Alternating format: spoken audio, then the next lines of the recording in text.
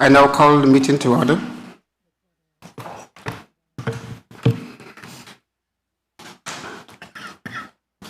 Good afternoon. I hereby declare this special meeting of the Permanent Council convened pursuant to Article 14 of the Statutes of the Permanent Council and Article 37 of its Rules of Procedure. This meeting has been convened at the request of the Permanent Mission of the United States, with co-sponsorship of the Permanent Mission of Argentina, Panama, Paraguay, and Uruguay, as reflected in document CP/Doc 06242/26 and addenda, to consider the situation in Nicaragua, together with a draft resolution entitled Convocation of a Meeting of Consultation of Ministers of Foreign Affairs to consider the situation in Nicaragua.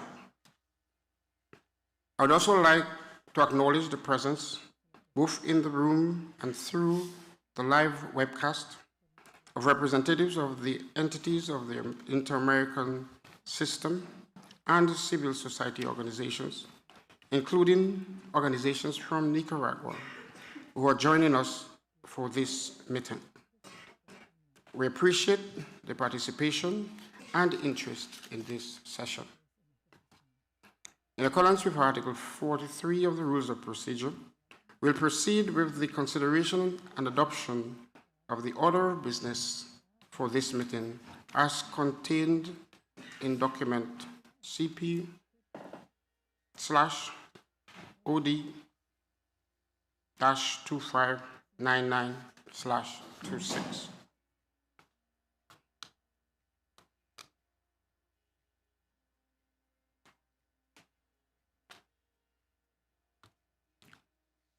There being no observations, the order of business is hereby approved.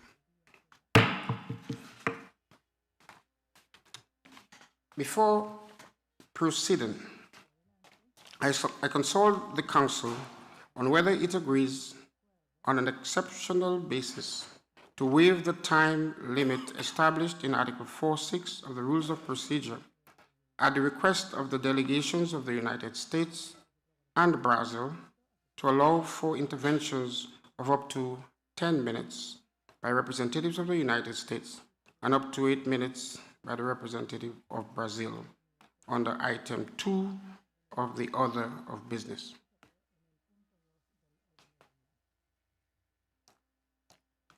If there are no objections, it is so agreed.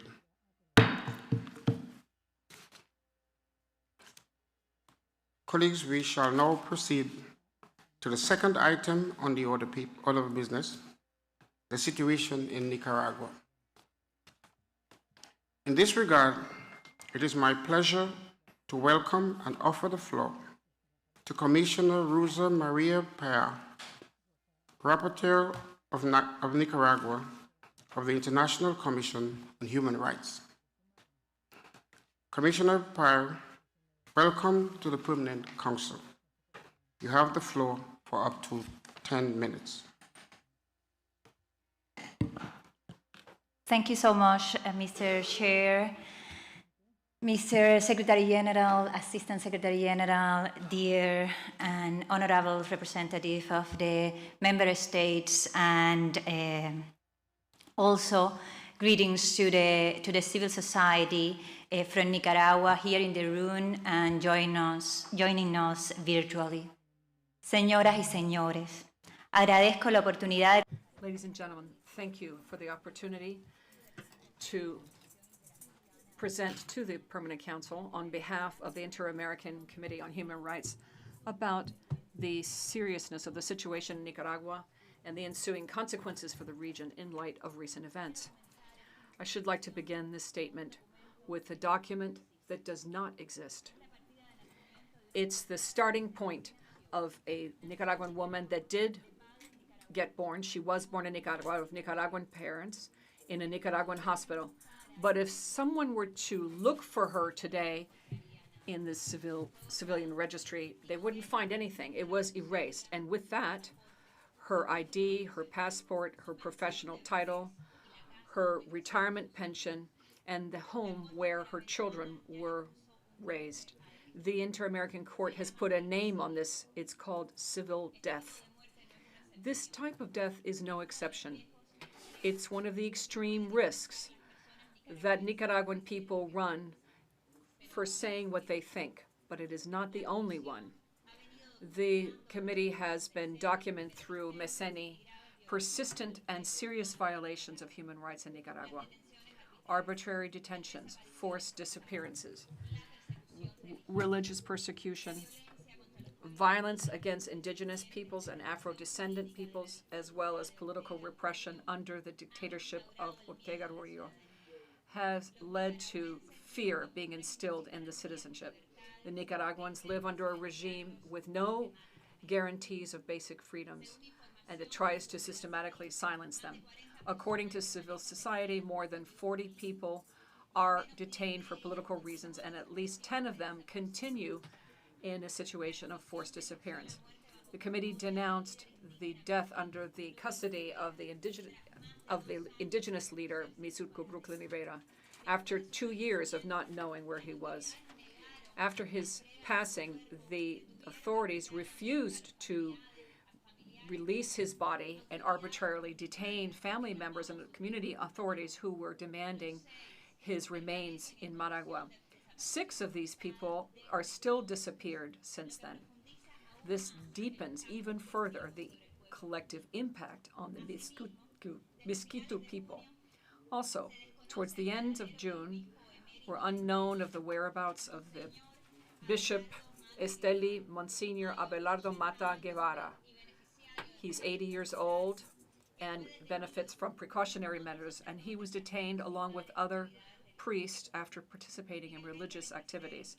In 2026, the committee received information about the arbitrary cancellation of the professional licenses of hundreds of attorneys without due process.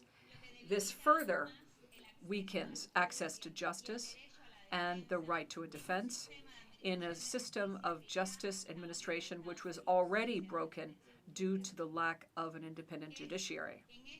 It is in this environment that on the 19th of July, Daniel Ortega publicly announced his intentions that we all are aware of, and he stated that Nicaragua will not have elections again.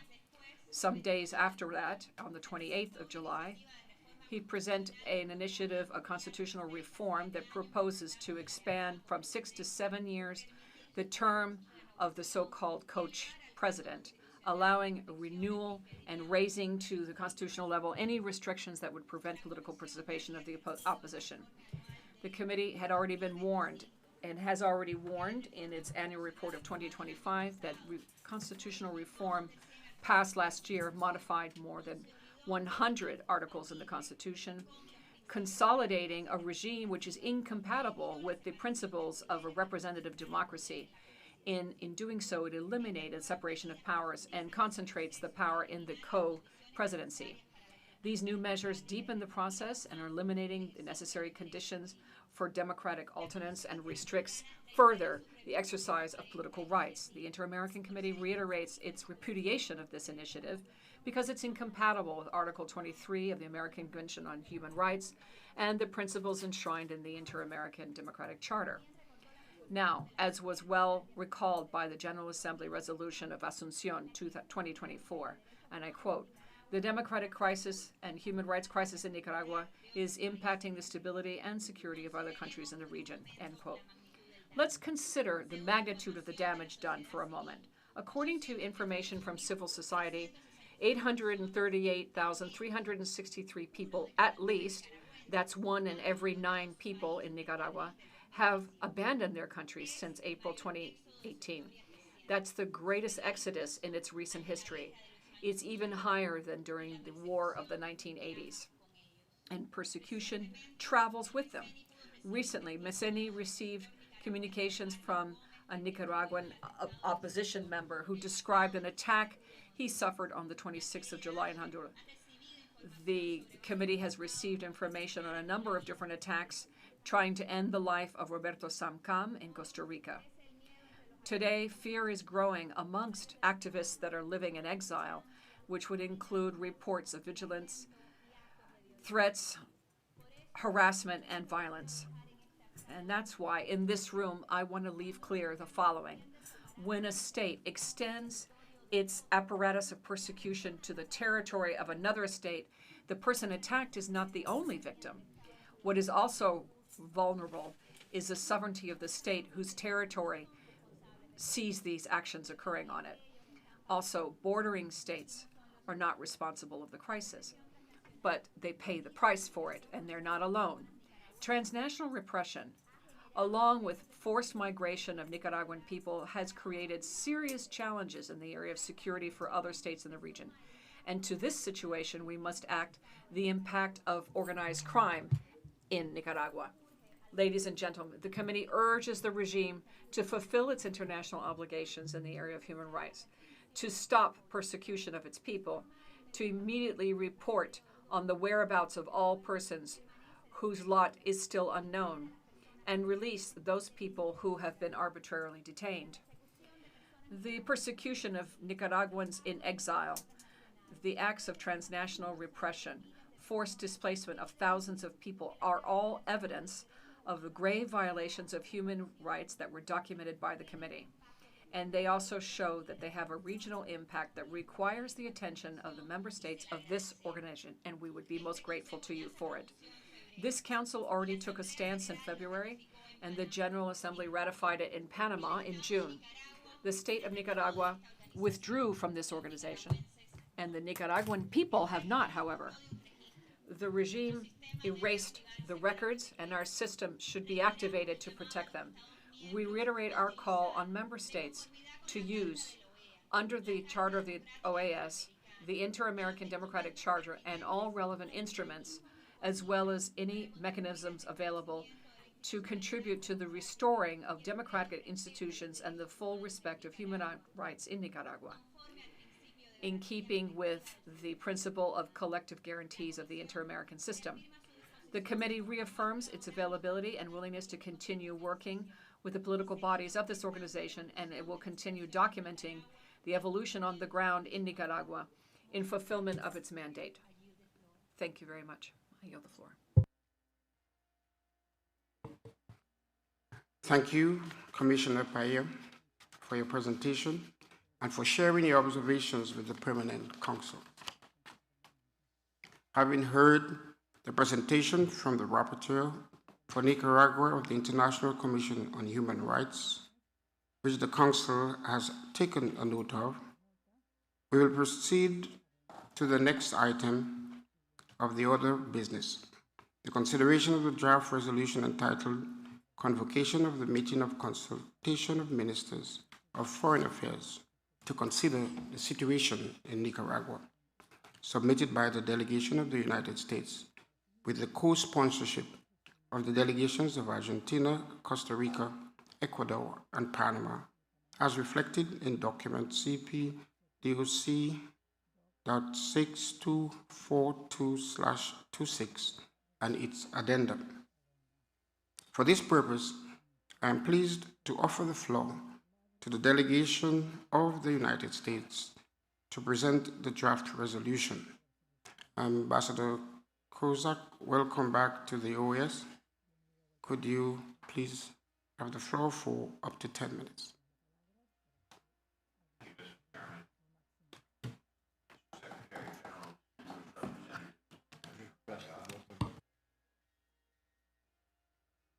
Actions to counter the threats that Rosario Murillo and Daniel Ortega pose to the peace and security of our hemisphere.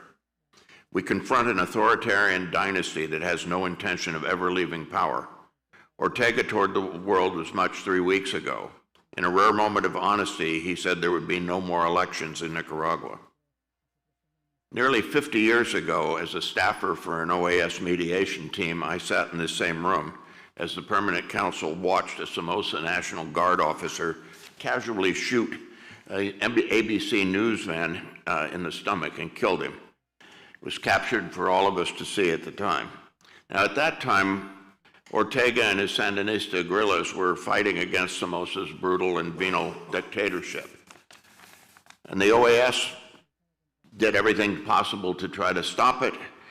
There was a OAS brokered political solution, which ultimately failed when member states, including my own, and particularly my own, chose not to follow through with any concrete consequences when Somoza rejected that solution.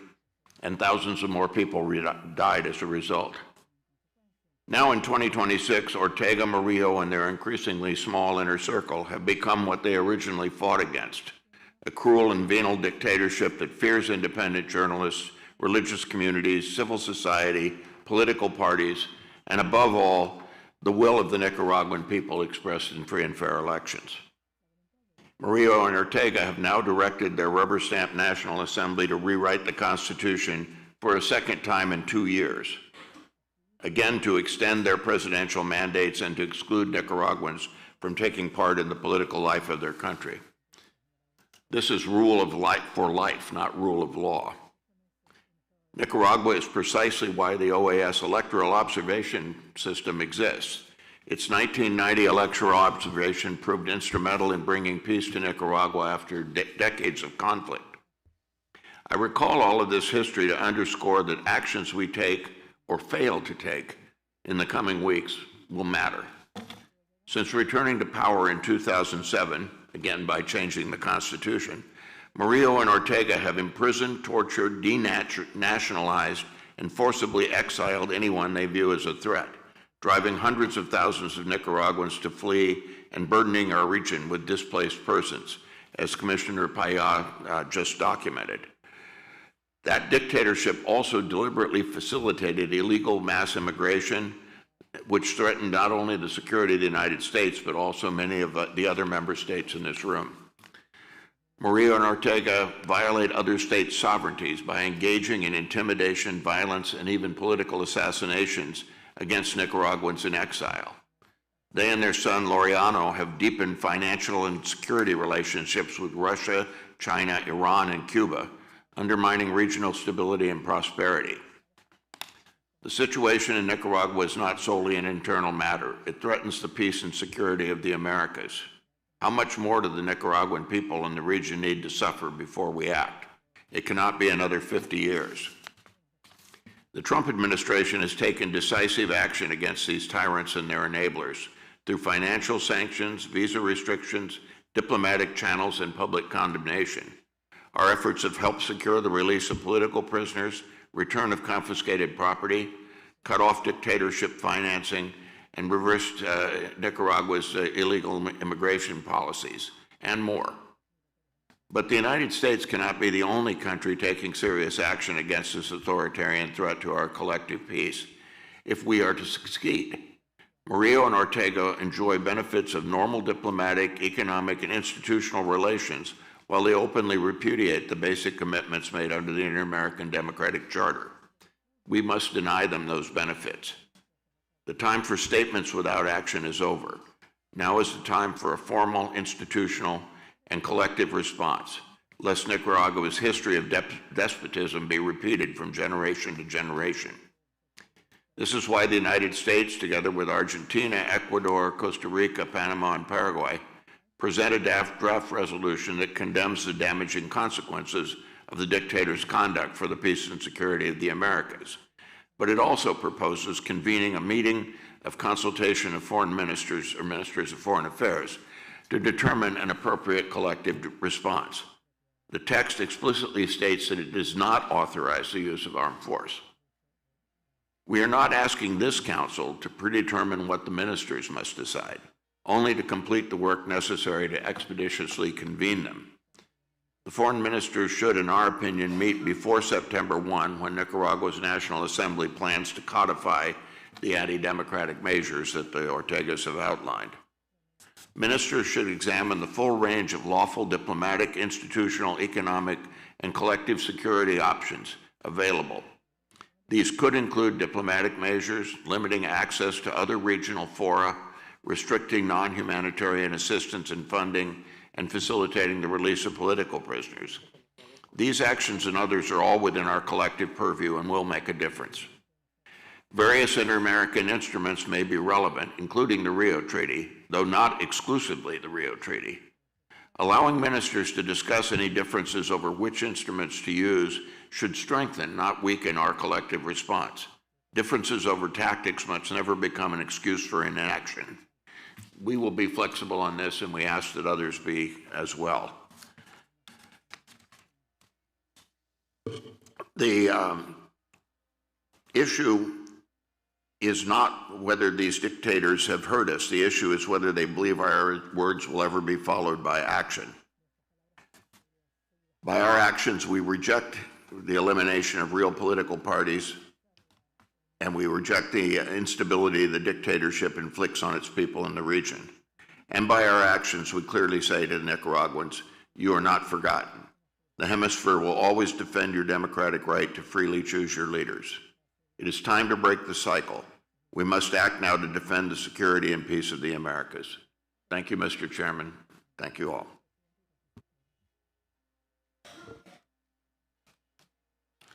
I thank the delegation of the United States for its presentation of the draft resolution and for outlining the rationale behind its initiative. This draft resolution is now before the Permanent Council for consideration of member states and will continue to be addressed in accordance with the Council's established procedures and any consultations that delegations may wish to undertake. I now offer the floor to delegations wishing to address this matter before us.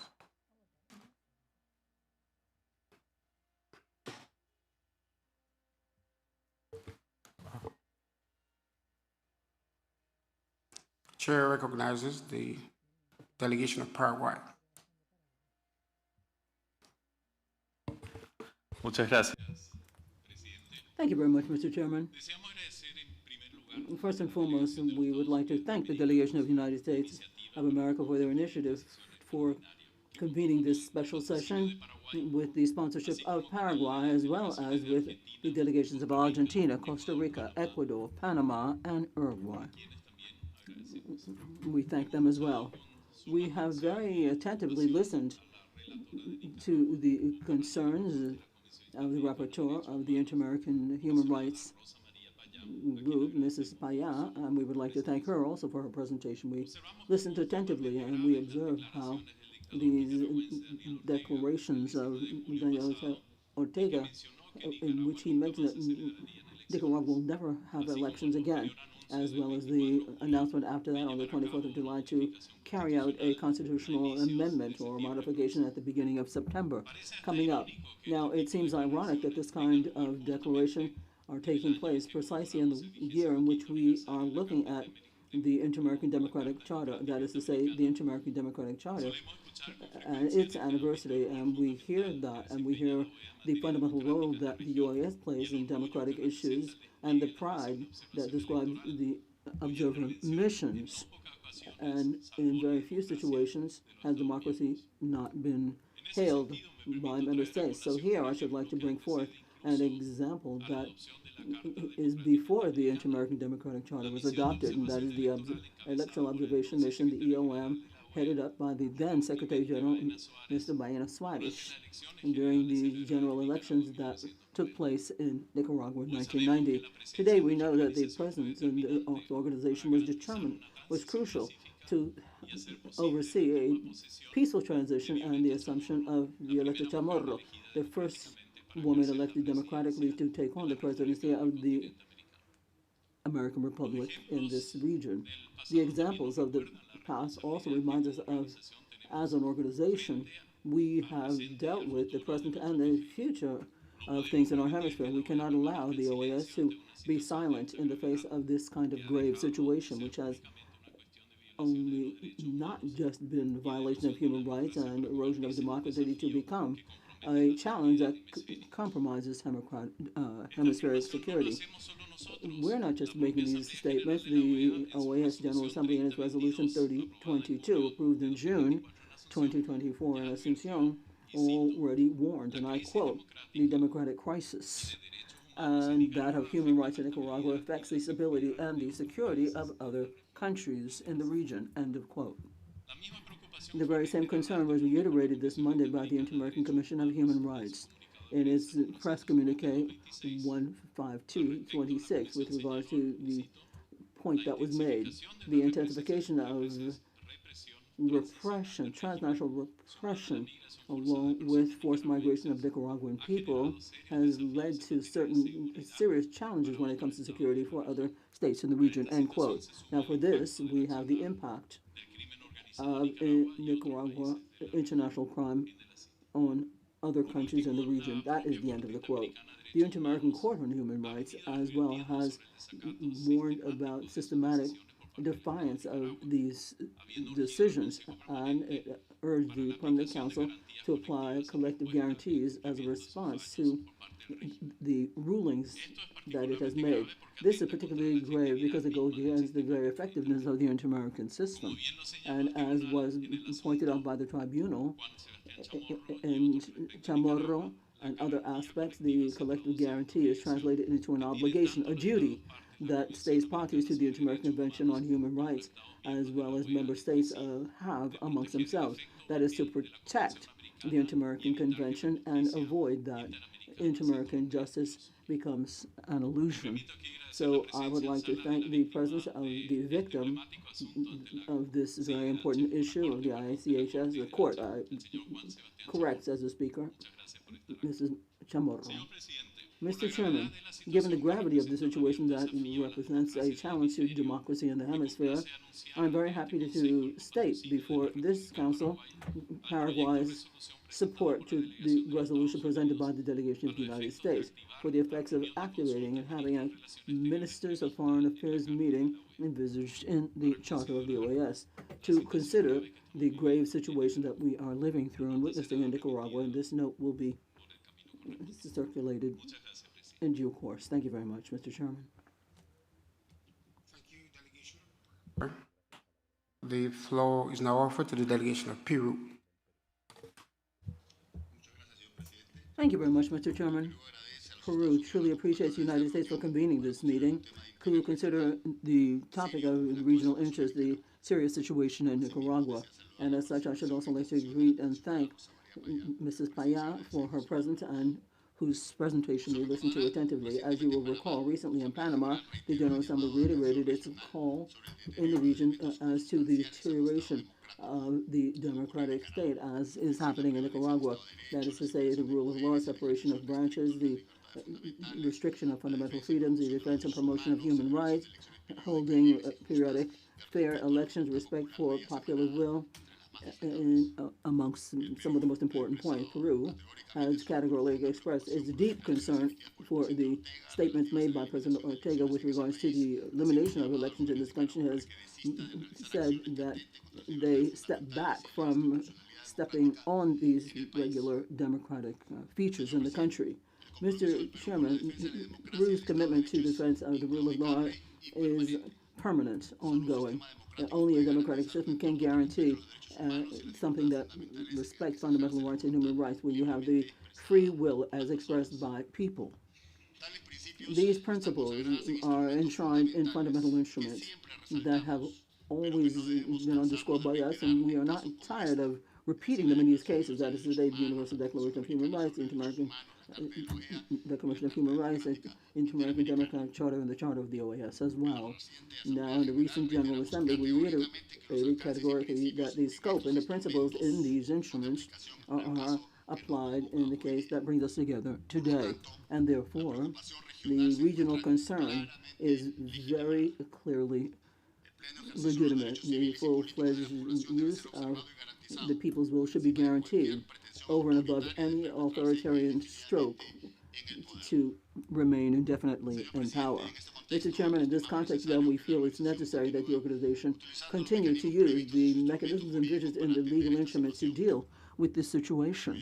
We support, thus, a meeting, or the meeting of the consultation meeting of Ministers of Foreign Affairs to address this issue. And we believe that it is absolutely germane that the hemisphere categorically raise its voice and at the highest level possible so that we can move ahead together with proposals that will contribute to preventing further deterioration of the situation in Nicaragua, the effects of which affect clearly the stability of the region, as we have unfortunately seen in other similar cases, and as was explained quite rightly by Mrs. Paya in her recent comments. And then finally, from the standpoint that prioritizes the values and principles that are democratic, which were previously highlighted, and on the other hand, setting up measures that prioritize diplomacy and dialogue and other measures were explained by the representative of the United States, Peru will actively participate in considering the content and the scope of the draft resolution today presented and the one that we're discussing today. Thank you very much, Mr. Chairman. Thank you, delegation of Peru. The chair now recognizes the delegation of Colombia. Thank you very much, Mr. Chairman. We truly appreciate this special session being convened, and Colombia will be closely looking at this issue. The Inter-American Democratic Charter has a fundamental principle in it, and peoples in the Americas have the right to live under democracy, and states have the responsibility to protect it and to strengthen it. And this commitment guides the work of our organization and has been that way for more than 2 decades. And that is why we affirm that Nicaragua has to stop being the mechanism and allows people to express their will, and this is within the context of a state and concerns all the members of this organization. It touches on one of the principles that we built together and where we live together based on it. For the public, there are fundaments in the will freely expressed by all citizens, and as a result, it is pertinent that in the Permanent Council we examine the implications of the recent declarations made. Our region is diverse, and this diversity deserves respect. Each country has its own specific political and institutional context. Nonetheless, we do share together a host of different principles that bring us together as a hemispheric community. And I'm quoting the access and exercise of power, which should be based on the popular will, as expressed through free elections, periodic elections, in all due respect of the rule of law, and in the full-fledged implementation of human rights. Colombia has always defended a foreign policy based on dialogue, respect among states, the peaceful solution of conflicts, and non-intervention, alongside the conviction that human rights are universal and their protection is a shared responsibility. The Declaration on Nicaragua, adopted at our last General Assembly, reiterated the concern of member states, given the situation of democracy and the rule of law and human rights in this country. This is a call to establish the necessary conditions so that people can live democratically. The declarations that we've heard in the last few days make it even more important for this council to continue and follow this situation very closely. The case of Nicaragua also reminds us that democracy calls for ongoing protection.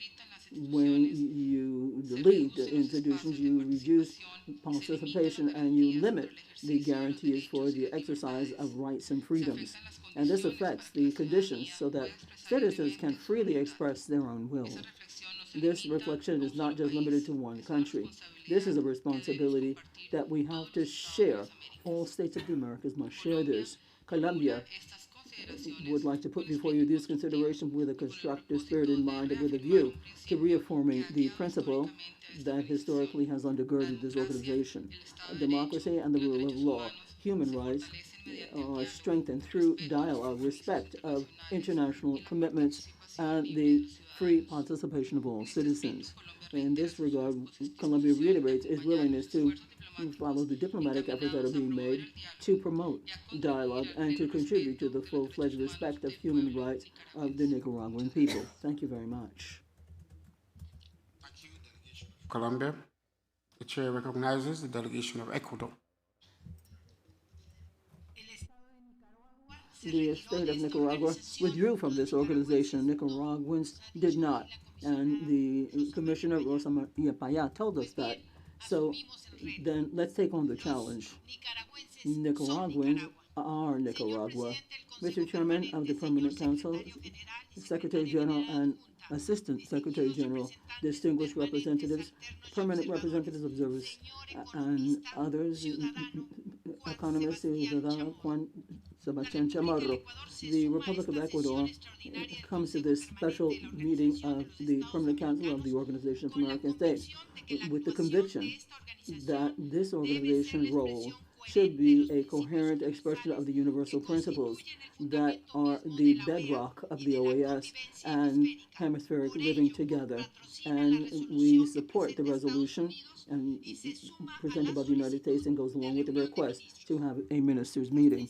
The principles of democracy, representative democracy, respect for human rights, popular sovereignty, and the quest for peace enshrined in the charter of the organization, the Inter-American Democratic Charter, and generally in all of the instruments of the Inter-American system should be the tools to preserve order based on citizens' will and a rejection of all forms of personal or family interference. One of the threats to peace in the Americas and the call to look at this urgently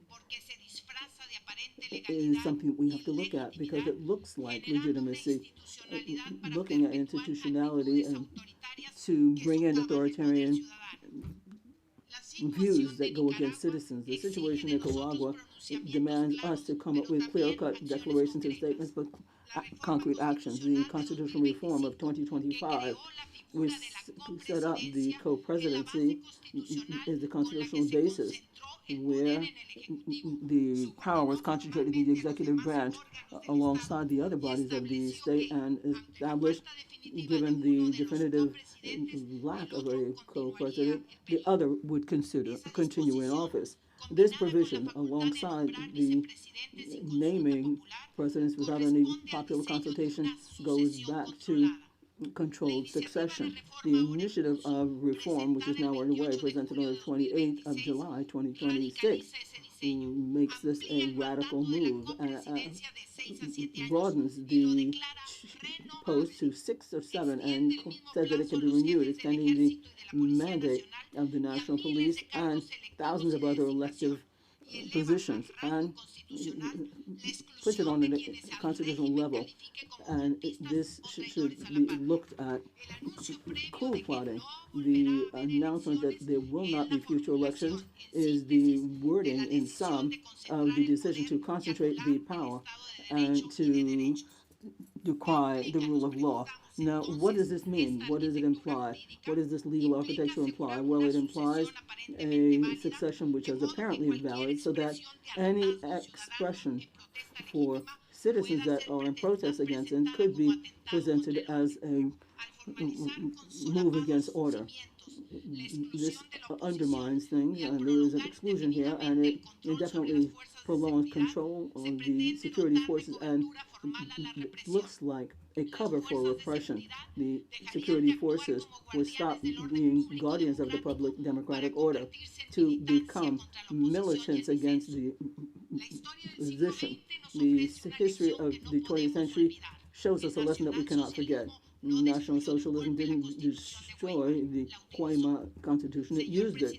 So, Mr. Chairman, Ecuador reiterates its clarion call that we look at and uphold the Inter-American Democratic Charter, particularly when the history of the Americas has not been far-fetched from the reality of Nicaragua. We reiterate the period and go along with Nicaraguans in their aspiration to recover the right to be elected, and that the international community put together firmly and with a sense of historic responsibility.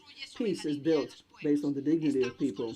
We are standing alongside all Nicaraguans. Thank you very much. Thank you for this presentation. The chair now recognizes the delegation of Dominican Republic. Señor Presidente, Mr. Chairman of the Permanent Council, Secretary General, Assistant Secretary General, representatives and permanent observers. Commissioner Paya, representatives of civil society who are here with us today.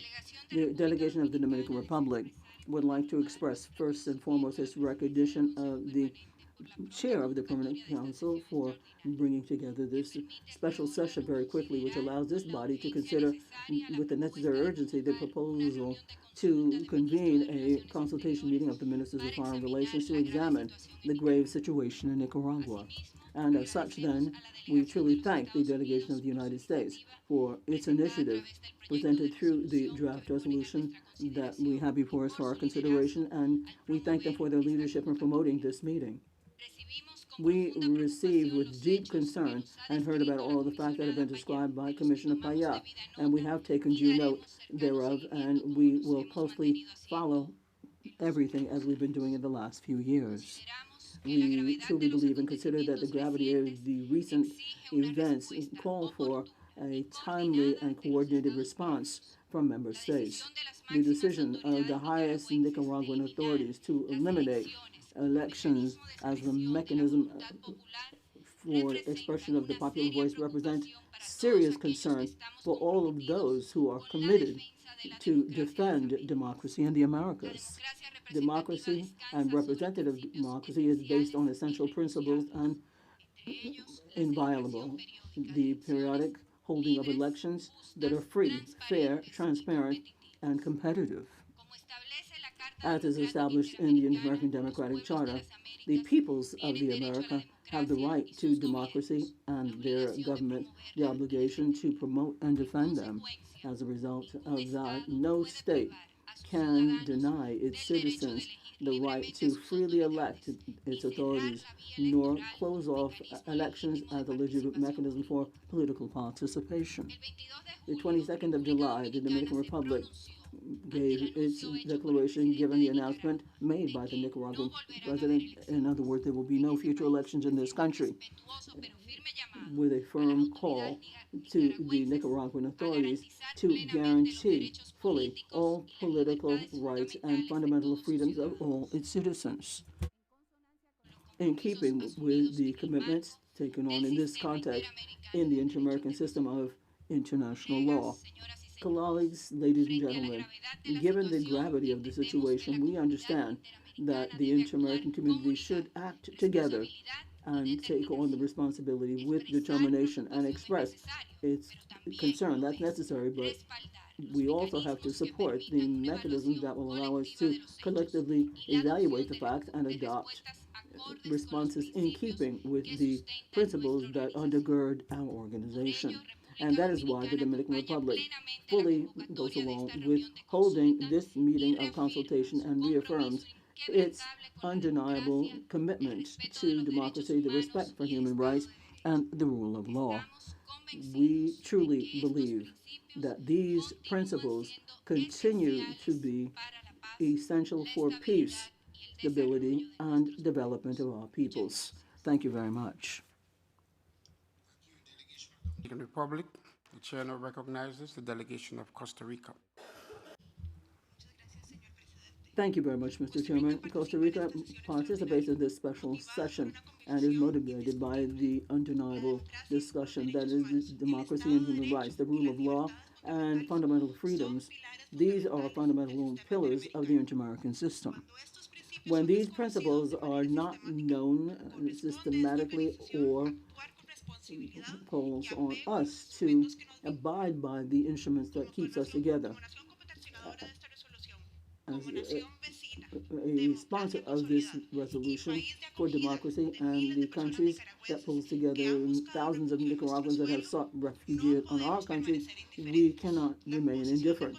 The position of Costa Rica has been, and will continue to be unequivocal. We have always supported and advocated having free, democratic, transparent, and pluralistic elections in Nicaragua.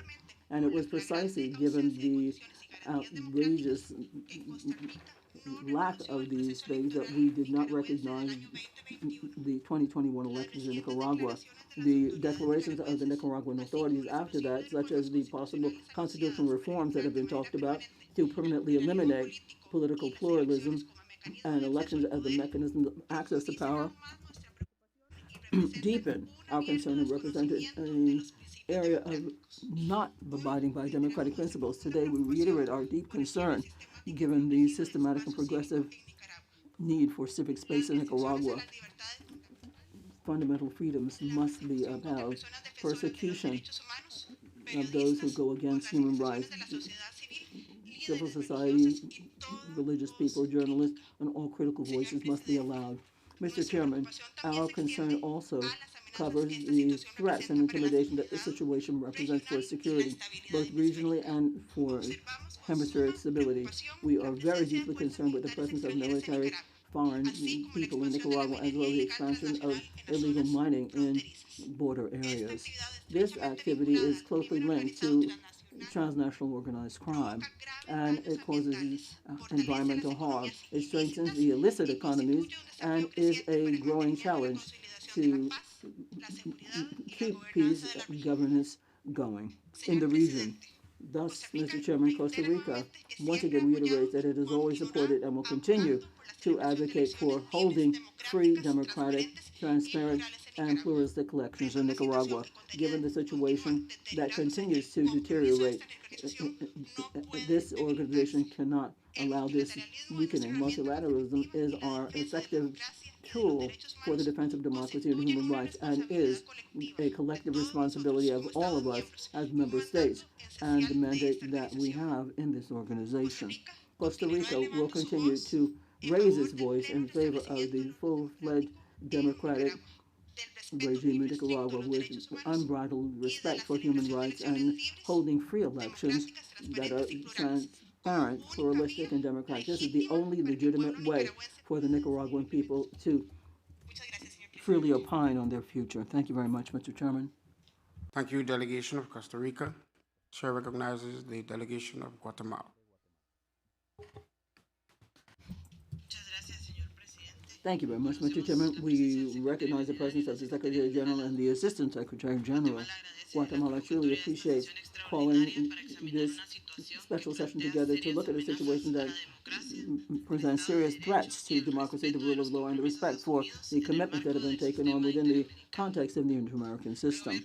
The government of Guatemala rejected the recent declarations and statements made by President Daniel Ortega, in which he affirmed that there will not be future elections in Nicaragua, and that represents a threat to one of the principles of all democracies, and that is the right of the people to elect and freely renew their authorities through periodic, free, authentic elections and universal suffrage, which is also one of the pillars of the inter-American system. The absence of electoral processes which are fair and periodic compromise the effective use of democracy and flies into the face of elements of democracy, political pluralism, separation and independence of public powers, and respect for human rights and fundamental freedoms. Guatemala feels and believes that this situation deserves the attention of this permanent council, not only because of the gravity of the declarations that have been made, but also because of the implications that it has in the face of democratic order in our hemisphere.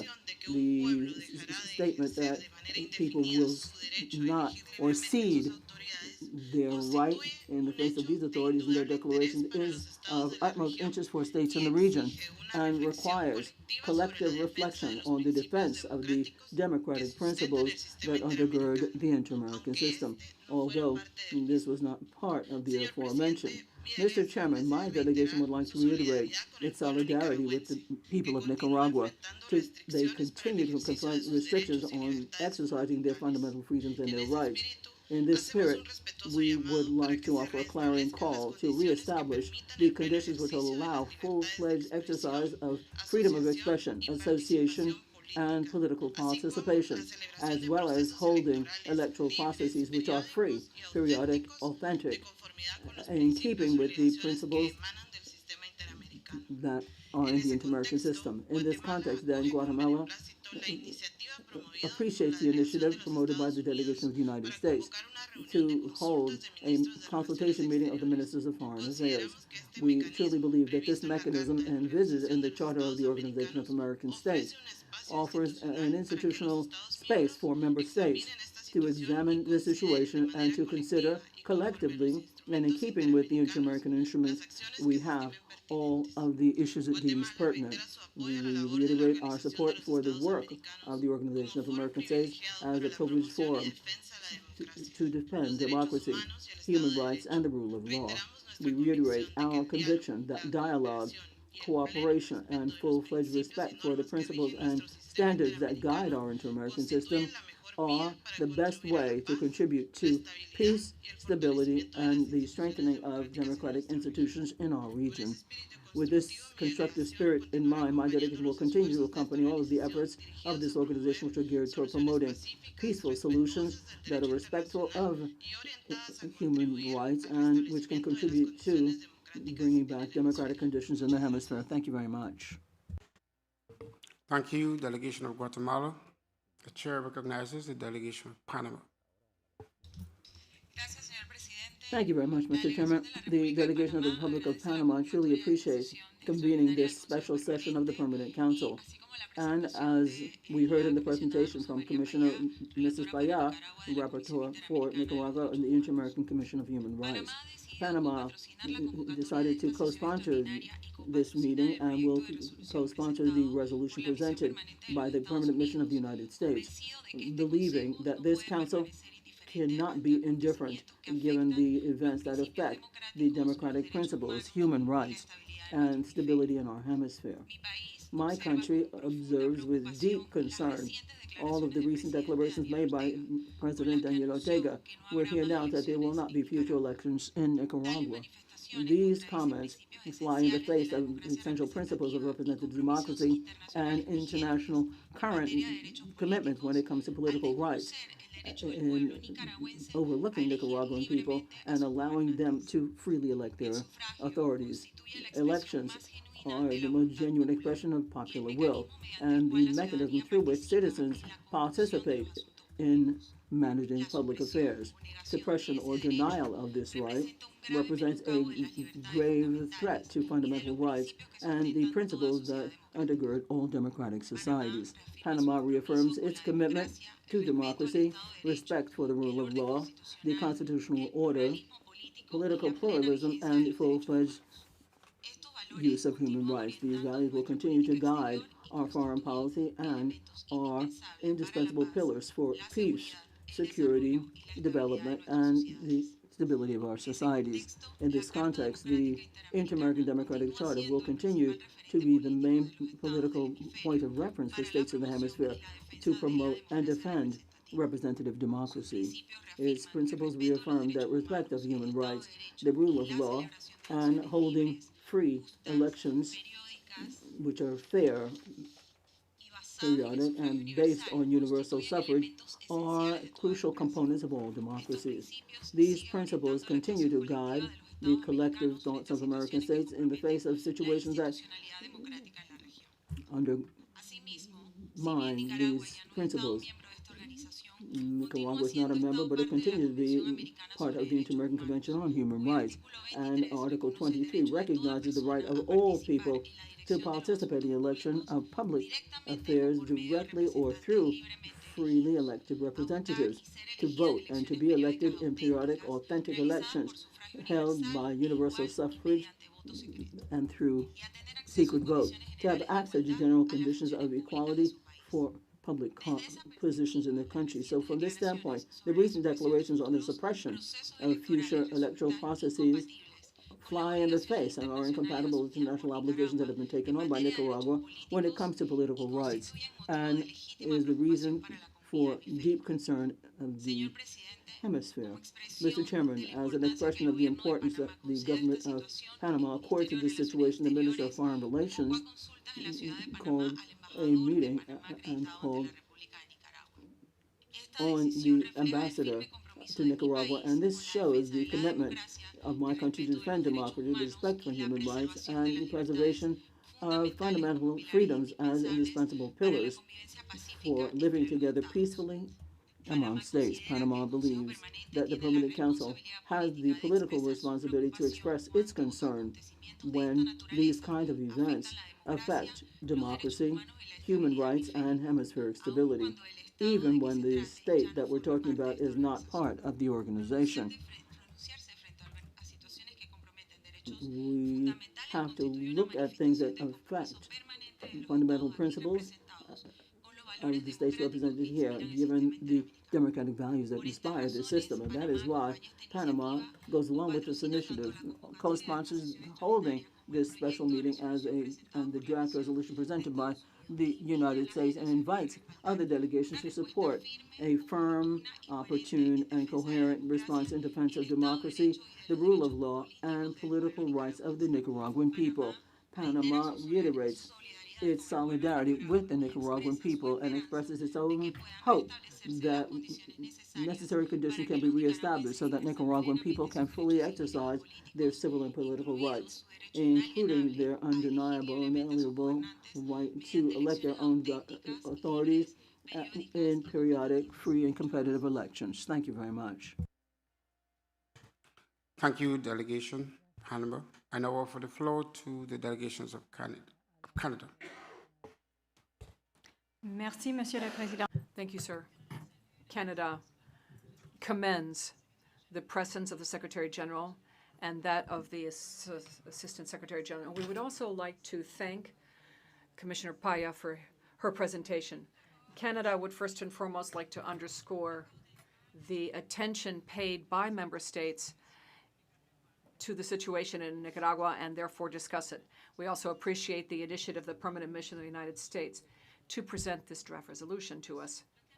Sir, Canada wishes to take this opportunity to reiterate its unwavering commitment to the protection and promotion of democracy, human rights, not just in Nicaragua, but everywhere throughout the continent and the world, whereby world trends show us an increase in authoritarian practices and a decrease in the public's trust in institutions.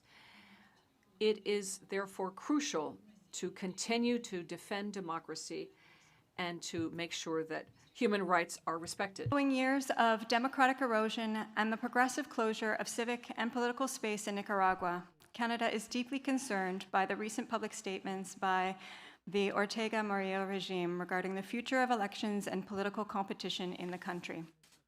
Canada remains committed to supporting democratic processes and calls for the full protection of conditions necessary for open and competitive elections, including the ability of individuals and political groups to organize, campaign, and peacefully compete for public office. Recalling the adoption of the Declaration on the Situation in Nicaragua at the General Assembly in Panama, which Canada was proud to co-lead as a part of its leadership role of the OAS Voluntary Group on Nicaragua, we reaffirm our commitment to upholding democratic principles and institutions.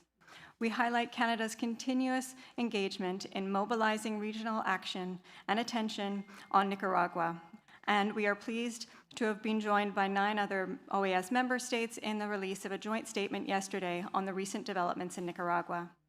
Democracy is essential to the protection of human rights, dignity, and fundamental freedoms.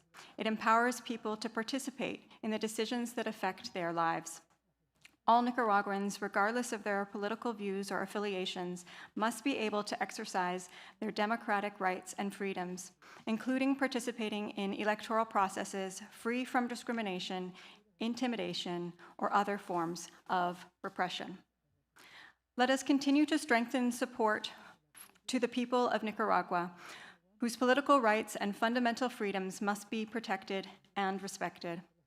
Canada will monitor developments closely and remain committed to engaging with fellow member states on appropriate collective diplomatic responses through the OAS, including the proposed resolution and convening of a meeting of consultation of ministers of foreign affairs. We stand in solidarity with the people of Nicaragua and who will be seeking to exercise their democratic rights peacefully and freely. Thank you, Chair. Thank you, delegation of Canada. The chair recognizes the delegation of Uruguay. Gracias, señor. Thank you, sir.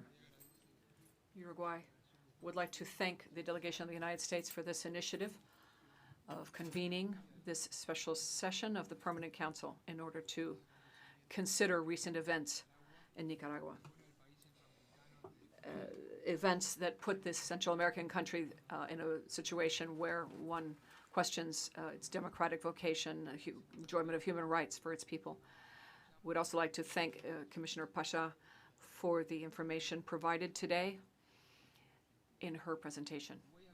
Uruguay has carefully followed the situation in this country and reiterated on a number of occasions its serious concern about the unraveling of the human rights situation, the degradation of the civic space, and the undermining of democracy in Nicaragua. Also, the weakening of legislative and democratic institutions, which are weakening the separation of powers and which have promoted concentration of powers.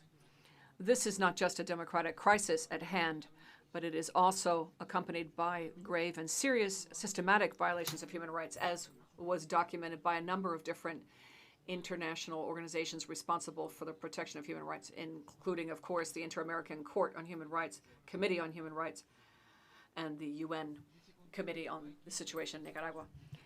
In this context, we'd like to express our deep-seated concern for the statements made by President Daniel Ortega on the 19th of July with regard to the elimination of future elections in Nicaragua and legislative elections that would be geared to having future elections and restricting opposition party participation in those elections at the legislative level. This, along with the undermining of democratic principles enshrined in the OAS Charter and the Inter-American Charter, and seriously affects the viability of democracy. There's no legitimate and inclusive democracy without free, fair, transparent, periodic elections that are also competitive. Clearly, this new attack on civil and political rights of Nicaraguan people further exacerbate the situation of human rights.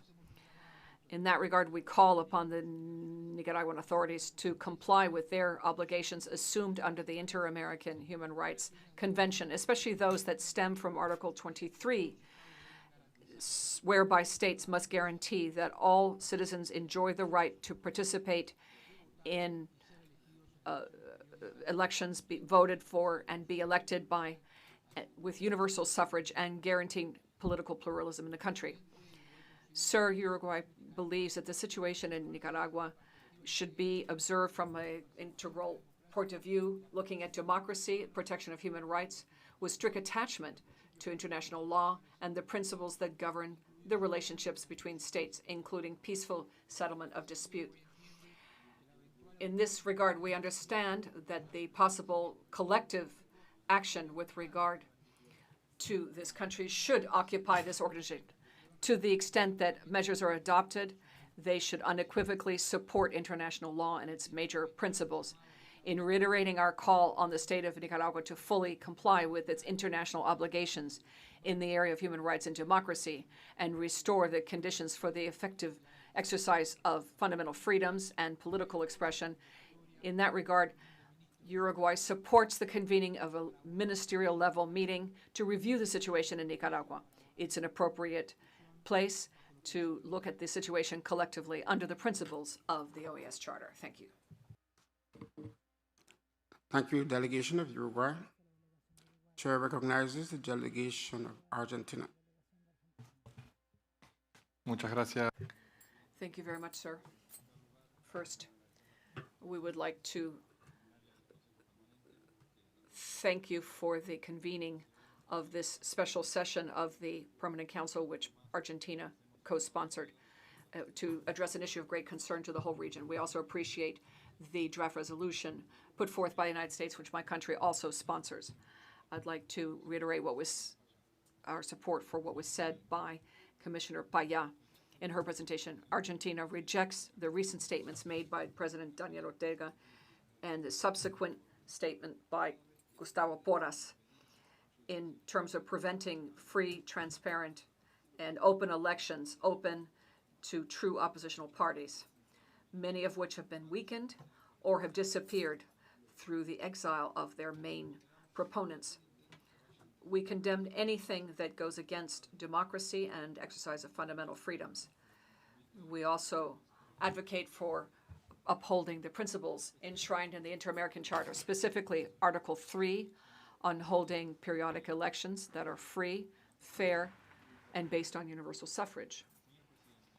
Mr. Chairman, Argentina is closely following the situation in that country and will not stop denouncing the abuses. And that's why in the context of this organization, we have actively participated in addressing all issues around Nicaragua, wherever it was considered, in the voluntary group, in this permanent council, and in the General Assembly. Indeed, in the last month of June, our countries unanimously expressed their deep-seated concern for the human rights situation and for the systemic undermining of the democratic order and institutions in Nicaragua, characterized by the elimination of the separation of powers and the closing of the civic space. We understand that the statements of the co-president are in line with what we have already mentioned with regard to the different international and inter-American bodies, which has made statements on this, including the presentation made today by Commissioner Paya. It is clear, based on all of this, that the situation in Nicaragua is one of the most serious in the region. It's clear that the situation is continuing to deepen. Democracy is one of the pillars of this organization. We must defend it and strengthen it to preserve stability and peace in our region. The situation in Nicaragua is convening us along those lines. The anniversary of the Inter-American Charter. At this time, Nicaragua reiterates that anything that would undermine democracy, freedom, and the respect of fundamental freedoms of our citizens in the region deserves attention. Thank you. Thank you, delegation of Argentina. The chair recognizes the delegation of Bolivia. Gracias, señor. Thank you, Chair. We would like to thank the delegation of the United States for requesting this special session to look at the situation in Nicaragua. It's a topic which clearly concerns us all. From the Ministry of Foreign Affairs of Bolivia, through a communique that was published on the 23rd of July, we have expressed our deep concern about the statements made by President Ortega on the elimination of future elections and subsequently restriction on participation in elections through constitutional changes. In this regard, we would reiterate the importance of fulfilling duties and responsibilities of all states in the region under the Inter-American Declaration on Human Rights. We would reiterate the importance of respecting Article 3 on the freedom of thought and expression and Article 23 on political rights, which sets forth the responsibility of holding authentic, periodic elections with universal suffrage, with a secret vote that guarantees the free expression of the voters. The plurinational state of Bolivia sustains the fact that the political rights and expression of the plebe are fundamental pillars for democratic institutions, protection of human rights, and the preservation of peace and stability in our region. In that context, Bolivia reiterates its call to the government of Nicaragua to act with strict attachment to its responsibility under international law and under the Inter-American system and the universal system of human rights, with particular attention to political rights and the sovereign will of the Nicaraguan people. Finally, sir, if I may, I'd like to announce Bolivia's sponsorship of the draft resolution that was presented today. Thank you very much. Thank you, delegation of Bolivia. I offer the floor to the delegation of Mexico. Muchas gracias, señor presidente. Thank you, sir. Good afternoon, one and all. Mexico would like to express its deep-seated concern about the statements recently made by President Ortega in that Nicaragua will not hold further elections and that they will put in place provisions in order to prevent the opposition parties from participating. If those statements become a reality, this involves repression of the will and possibility of Nicaraguan people to participate in public events and to participate in elections. For Mexico, periodic and authentic elections are legal obligations of states that stem from international law and international human rights law. Nicaragua will continue being part of the Inter-American Convention on Human Rights, and therefore it is legally bound to respect and guarantee the rights recognized in that instrument, according to which all citizens should enjoy the right and opportunity to participate in election with regard to public affairs, and to do so directly or through representatives that are freely elected, and to vote in periodic and authentic elections through universal suffrage, through secret vote to guarantee the free expression of the voters. Sir, while the situation in Nicaragua is political in dimension and of concern from the point of view of human rights, Mexico believes that we need to put the proper weight on convening of a meeting of ministers of foreign affairs in the terms set forth in Article 61 of the OAS. Mexico believes that any statement that comes from this organization should be focused on underscoring commitments in the area of human rights that continue in effect in Nicaragua, especially those that stem from the American Convention on Human Rights. And we should seek channels of dialogue in order to restore cooperation with the Inter-American human rights system and prevent any action that might undermine the principle of non-intervention, one of which all of us are compelled to respect as member states. That's why Mexico defends its position of advancing in defining instruments and diplomatic or political instruments that can be useful in order to safeguard civil and political rights in that country. Underscoring, as the President of Mexico said, Mexico is in favor of democracy. It's in respecting the people's will, self-determination of peoples, and sovereignty. Thank you. Thank you, Delegation Mexico. The chair recognizes the delegation of Brazil. Obrigada. Thank you very much, sir. Brazil would like to begin by reaffirming the tenor of the joint declaration entitled Recent Events in Nicaragua, which was issued jointly by the member states of the OAS, including Brazil, and disseminated by the Secretary General of the organization. This, in a resounding manner, conveys the concern of the member states of this organization with regard to the evolution of the situation in Nicaragua. As set forth in the Inter-American Democratic Charter in Article 1, democracy is a right of the peoples of the America, and governments have an obligation to defend it and promote it. Our commitment to democracy is also reflected in the Inter-American Convention on Human Rights, a treaty to which Nicaragua has acceded. Article 23 of the convention establishes political rights of the citizens of the signatory countries with the participation of the head of public affairs, of the right to vote, to be voted for, and to have access to public function and offices in their country. Sir, we would like to reiterate Brazil's deep commitment to democracy. It is the only system that can ensure the full respect of and promotion and protection of human rights.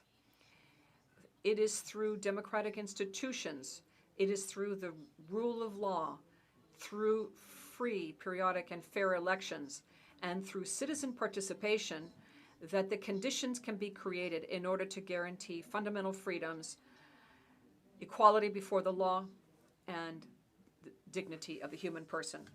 Preservation and strengthening of democracy are therefore indispensable in order to prevent and arbitrate and ensure that human rights remain at the very center of all state action. Democracy and human rights are inalienable and indissociable rights. They strengthen each other and are the pillars of societies which are more fair, inclusive, and committed to the protection of all people. Throughout the years, we have defended the resumption of a dialogue between Nicaragua and the institutions of the Inter-American systems, especially the OAS. During the negotiations on the last resolution about Nicaragua that was approved by the General Assembly in June, we bolstered our concern about the situation of human rights in that country, and we urged dialogue as the only possible way to lead a way out of the crises that affect our region. At this very sensitive time, we believe that the organization should play a constructive role. It should thereby prioritize opening channels for cooperation and avoid any positions that would strengthen the isolation of any country, which does not contribute at all to any efforts in order to uphold democracy and human rights. We must seek alternatives that are of political consultation in nature, that favor dialogue between all actors involved, and we must do so in light of the principle of non-intervention, the self-determination of people, and international law. Brazil remains attentive to the situation in Nicaragua, sir, and requests and urges the authorities of that country to ensure that the Nicaraguan people have the free exercise of their sovereign right to choose their own government. Turning now to the draft resolution presented during this session. We believe that it would be a mistake to address the situation in Nicaragua as an issue of security. Yes, it is a political crisis with serious repercussions on human rights. But this council was not presented with any evidence that would allow us to affirm that there is a process in place that impact regional stability and peace. In addition to the migratory issues should not be addressed from the point of view of security. Our country has always defended the idea that migration should be addressed from the point of view of human rights and sustainable development. Migrants are people who are looking for better opportunities, and they're looking for a dignified life. They are not a threat to peace. For that reason, we believe that without prejudice to the support, ongoing support of this Permanent Council, the convening of a meeting of foreign ministers at this moment in time would be premature. Under the originally proposed conditions, the draft resolution could contribute to an increase in tension and could create additional difficulties for the dialogue between the Organization of American States and Nicaragua. And that situation would in no way favor the guarantee of elections or the protection of human rights in that country. Brazil will remain constructively engaged in all discussions on the draft resolution, the North American resolution, with a view to finding measures and identifying ways within this council that can effectively contribute to a good path for the situation in Nicaragua. Thank you, Delegation of Brazil. The chair now recognizes the delegation of Chile. Gracias, señor presidente. Thank you, sir. I'd also like to thank the United States for convening this special meeting. We also appreciate the presentation by Commissioner Payas and have taken into account her presentation. Chile would like, with Canada would like to thank, as the co-chair of the group on Nicaragua, we would like to thank you. And in that context, we drafted a joint statement about the recent events in that country. A text which included suggestions and contributions from various member states, and in the judgment of our delegation, it has ended up being a strengthened document in the process of this consultation. This joint declaration is a timely and balanced response to the statement made by Mr. Daniel Ortega that there will be no further elections in Nicaragua. Also, vis-a-vis the measures that seek to exclude the opposition in having a voice in the government. We take this opportunity to appreciate Canada for its leadership and efforts in this area. We'd also like to thank those member states who signed this joint statement. Sir, we would like to highlight the relevance of the Permanent Council having a special session as sponsored by the United States. And at this opportunity, we'd like to clearly state our position. Our continent cannot remain indifferent to the institutional crisis in Nicaragua and attempts to establish an authoritarian dynasty. We've seen that very often dictatorships stay and they end up corrupting the country. And that's why we must take urgent action in order to send an unequivocal message that democracy is not just a mere ritual. It's a substantive issue that provides guarantees and effective competence for the various political forces.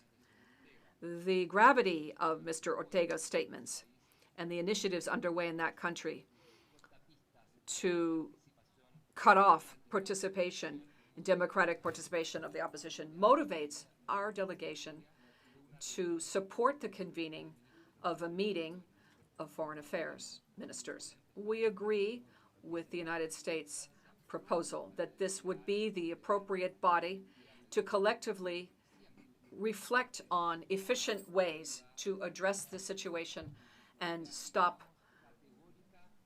the situation in Nicaragua. We categorically state that elections that are fair and transparent and free are the essential sine qua non of a representative democracy and part and parcel of an inter-American democracy. Nicaragua's statement seriously compromise the Nicaraguan people's ability to elect their own authorities.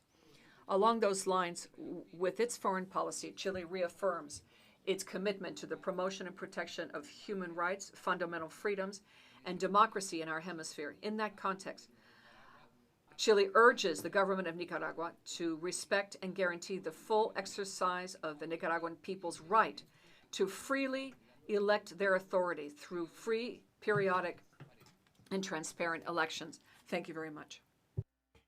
Thank you, delegation of Chile. Colleagues, before we hear from the delegation of the European Union, I think it's timely that we hear from the Secretary General. And now it's an honor to offer the floor to His Excellency Albert Ramdin, Secretary General of the Organization of American States, to make a presentation. Thank you very much, Mr. Chairman, distinguished permanent representatives and permanent observers, Assistant Secretary General, Commissioner of the Inter-American Human Rights Commission, Rosa Maria Paya, thank you very much for your report, and representatives of civil society of Nicaragua, ladies and gentlemen.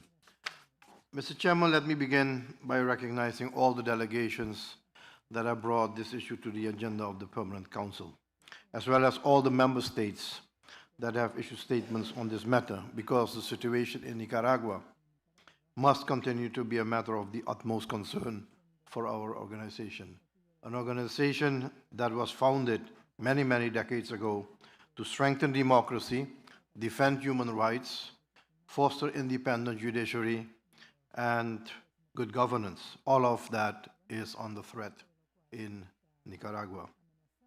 As I have said before, and this is not new, but the recent developments, as announced by the co-president in Nicaragua, have, in our view, made it explicit what the regime's actions have long demonstrated. The explicit elimination of elections is a definitive and formal denial of the Nicaraguan people's sovereign right to choose their government. Free, fair, and periodic elections are not optional. They are an essential element of democracy, and their abandonment, now enshrined not only in practice, but in the country's own illegitimate normative framework, marks a further and graver departure from the most basic rights of the Nicaraguan people.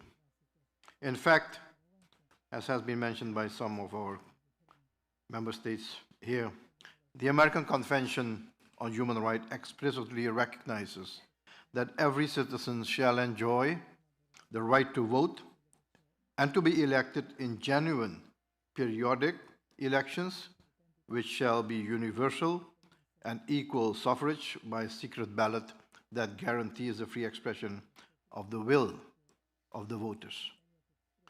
So let me be clear.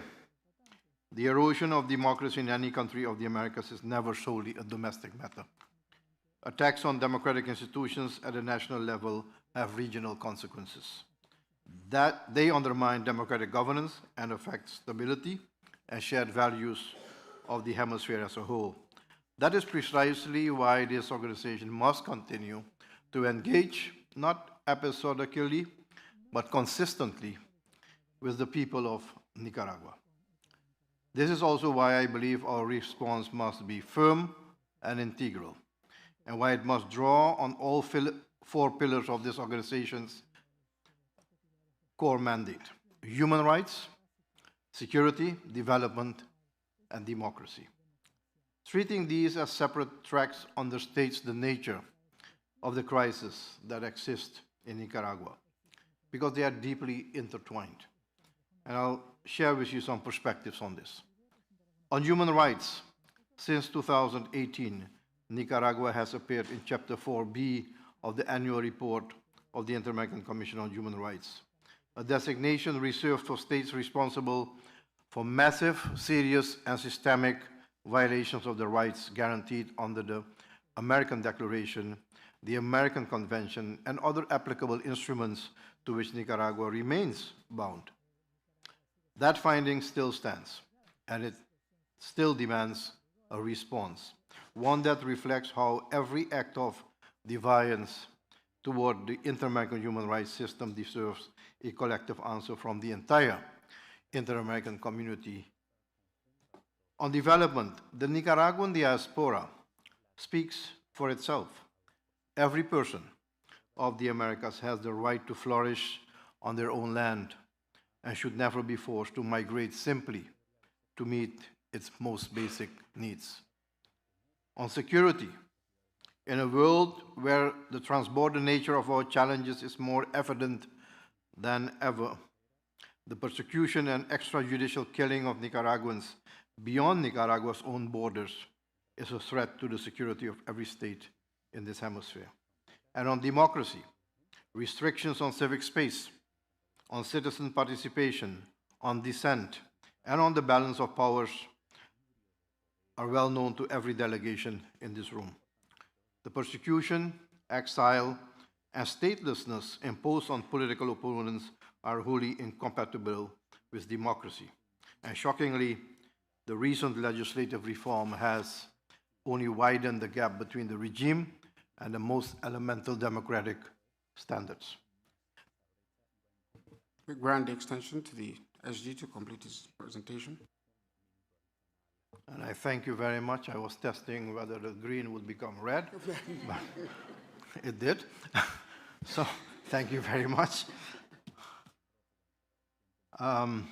These findings call not only for recognition, but for action, for collective action, expanding and securing democratic space and defending human rights throughout the Americas is a hemispheric challenge that calls for a collective effort of the inter-American system as a whole. In this spirit, I reiterate my call for the urgent, prompt, and unconditional release of all persons unjustly deprived of liberty or placed under house arrest for political reasons. In support of this principled appeal, we continue to call on the state of Nicaragua to engage in constructive dialogue with the international community, bilaterally and multilaterally, and to return to this organization, to human rights, and to the founding and fundamental principles of democracy. The democratic rights of the Nicaraguan people remain inalienable, and the General Secretariat will continue to defend them. I want to close with this, in español. El pueblo de Nicaragua y sus fuerzas democráticas pueden seguir contando con esta organización de los Estados Americanos. Muchas gracias. Thank you, Secretary General. The floor is now offered to the European Union. Thank you. Good afternoon. I'd like to recall the following statement made on July 25th by the High Representative on behalf of the European Union. The European Union continues to monitor closely the evolution of the political situation and severe deterioration of fundamental rights in Nicaragua. The European Union recalls its position condemning the systemic repression by Nicaraguan authorities and repeated calling for the liberation of all political prisoners, the full return to the rule of law, and return of international human rights organizations. Dialogue between the regime and the opposition, in particular to agree on electoral reforms with a view to support a democratic, peaceful, and negotiated solution to the ongoing political crisis. We call on the authorities to conduct elections and ensure that these take place as initially planned and are held in a transparent, inclusive, and credible manner in line with international standards. The European Union will continue to support the people of Nicaragua in their legitimate aspiration for democracy, respect for human rights, and the rule of law. We remain open to political dialogue with Nicaragua through the appropriate diplomatic channels, conducted in a respectful manner and in cooperation with regional actors. Thank you. Thank you, delegation of the European Union.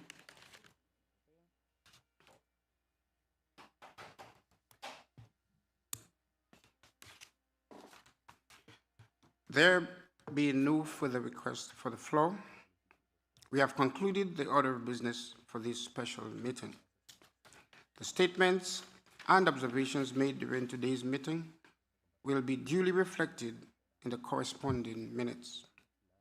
I also wish to express my appreciation to Commissioner Rosa Maria Paya, Rapporteur of Nicaragua of the Inter-American Commission on Human Rights, for her presentation and for the information shared with the Council.